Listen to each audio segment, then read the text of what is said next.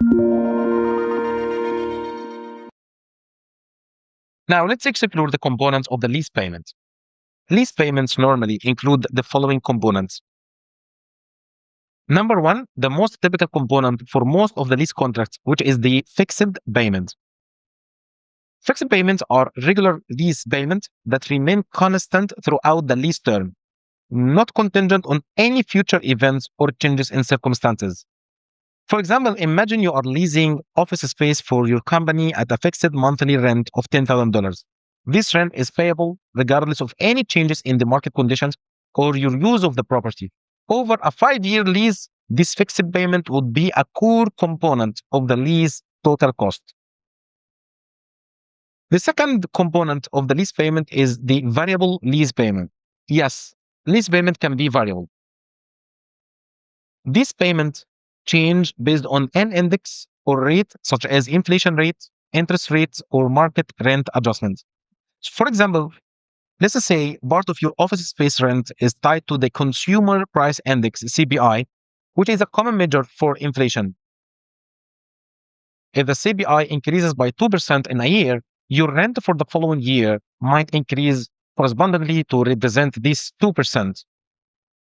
Suppose your base rent, for example, is $10,000 per month, so a 2% increase due to CPI adjustment would raise by monthly payment to $10,200 due to the link between the lease payment and the inflation rate in our case. That's why the lease payment no longer is fixed, but it can be variable based on the terms and conditions of the lease contract. The third component of the lease payment is called the in substance fixed payment. These are the payments that, while technically variable, are in substance unavoidable or predetermined. For example, consider a lease agreement for a delivery truck that includes a clause for variable payments based on a mileage. However, if the minimum mileage specified in the contract is so low that in particular terms you are going to hit it no matter what, those variable payments are essentially fixed because they are unavoidable based on your normal business operations.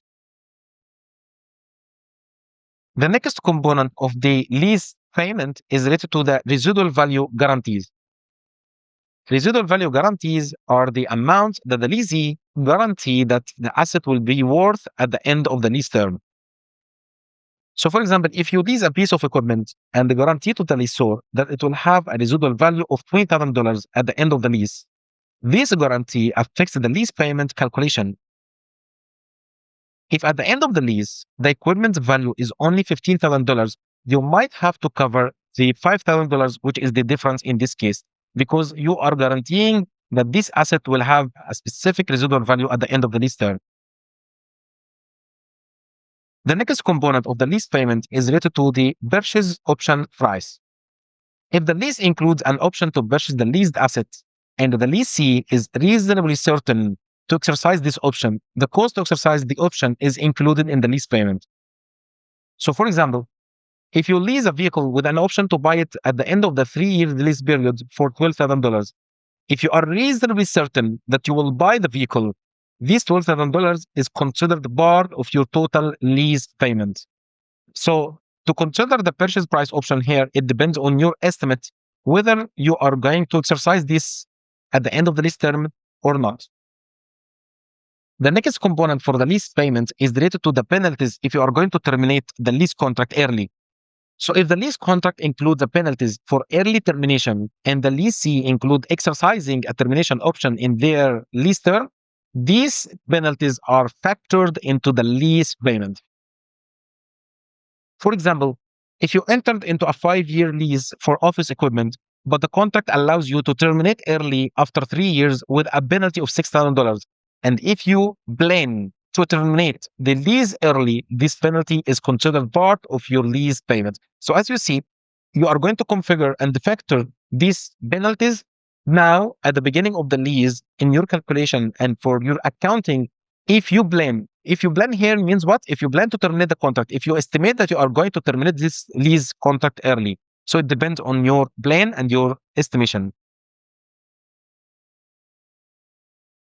Now, do we have lease and non-lease components?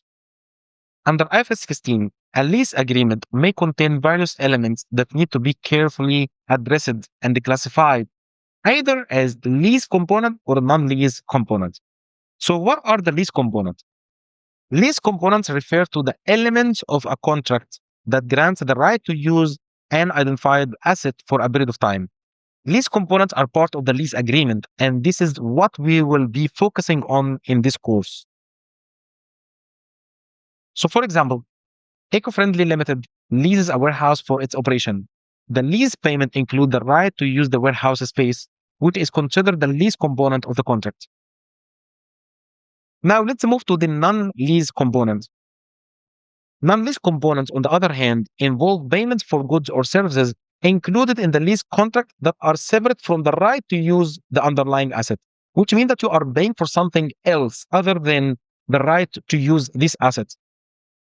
For example, to continue our example, which is related to the lease of the warehouse, if the lessor agrees to provide security services or to provide regular maintenance of the property or to provide, for example, utility services, payment for these services are non-lease components. Why? Since they don't constitute the right to use an identified asset, but are instead payment for additional goods or services. IFRS 16 requires lessees to separate the lease component from non-lease components in the contract. The rationale is to ensure that the lease liabilities and the right of use asset are recognized based on the rights and obligation pertaining to this lease component alone, while payment for the non-lease component are accounted for separately. So let's see how to account for the lease component. The value for the lease component forms the basis for recognizing the lease liability and the corresponding right of use asset on the financial possession. But the non-lease components, the payment for the non-lease components are typically recognized as expenses in the period in which the services are rendered or the goods are consumed. What are the practical implications regarding this? The distinction between lease and non-lease component is crucial for precise financial reporting. Lessees need to allocate the contract consideration between the lease and non-lease components based on their relative standalone selling prices. This separation will affect the measurement of the lease liabilities and will affect also the right of use assets, because the lease liability and the right of use assets will be based on the lease component, not the non-lease component. And also this separation between lease and non-lease components will also impact the timing and the classification of the expenses in the statement of the profit or loss. In the next module, we are going to explore the accounting for the lessee. So we are going to start with the accounting treatments and the accounting policies for the lessee, and we are going to show accounting entries and what are the policies for the lessee accounting. Stay tuned and join me in the next module.